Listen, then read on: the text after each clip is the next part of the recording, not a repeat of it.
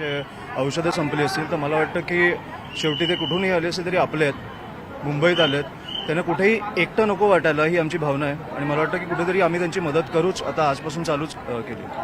राज ठाकरेंवर जे आहे त्याचा जरांगेंकडून टीका देखील जाण्यात आली आहे. फडणवीसांच्या सोबत जाण्यावरून ही टीका जी आहे ती करण्यात आलेली आहे जरांगेंकडून. कोणासोबत गेले? सोबत कुठे, कधी गेलो?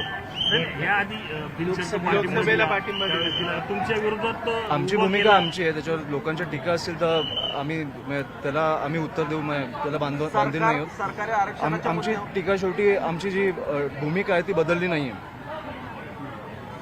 की शेवटी हे जे आले ते पनवेलला येऊन मागच्या वेळेला परत गेलेले ना, बरोबर ना, मग त्यांना काय आश्वासन दिलं गेलं तेव्हा की ते परतले आणि आता का आलेत? तर ज्यांनी जे आश्वासन दिलं त्यांना विचारायला नको का की तुम्ही कोणाला मूर्ख बनवताय?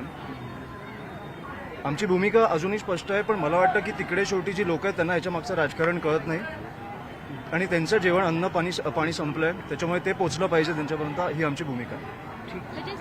सर पण ह्या आंदोलनाकडे तुम्ही कसे बघताय? कारण वर्किंग डे आहे, लोकलवर परिणाम होतोय, बीकेसी मध्ये आंदोलक दिसत आहेत, वेगवेगळ्या रस्त्यावर आंदोलक दिसत आहेत, आझाद मैदानावर परवानगी होते, त्याचं स्वरूप तीव्र होते. ते मला वाटतं सरकारने बघावं, याचं उत्तर मला वाटतं सरकारने द्यावं, कारण मुंबईच्या लोकांना पण त्रास होतोय आणि ते पण जी लोक आलेत ते त्यांची एक मागणी घेऊन आलेत, त्याच्यामुळे ह्याचं मला वाटतं लवकरात लवकर उत्तर सरकारने द्यावं.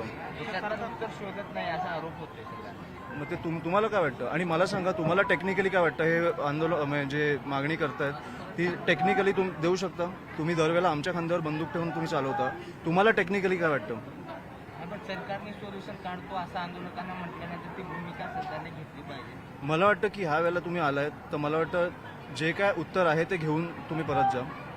जे तुमचं म्हणजे जे सरकार देईल, जे जर दिलं तुम्हाला आरक्षण तर ते कुठे मिळणार आहे? कारण शेवटी आपल्याला ते रोजगारात आणि शिक्षणात लागणार आहे, ते कसं मिळणार आहे ह्याचं उत्तर तुम्ही घेऊन जा. आश्वासन आरोप केले जात आहेत की सामाजिक तेढ निर्माण करतायत म्हणून, पण ते म्हणतायत की चुलीत गेलं राजकारण.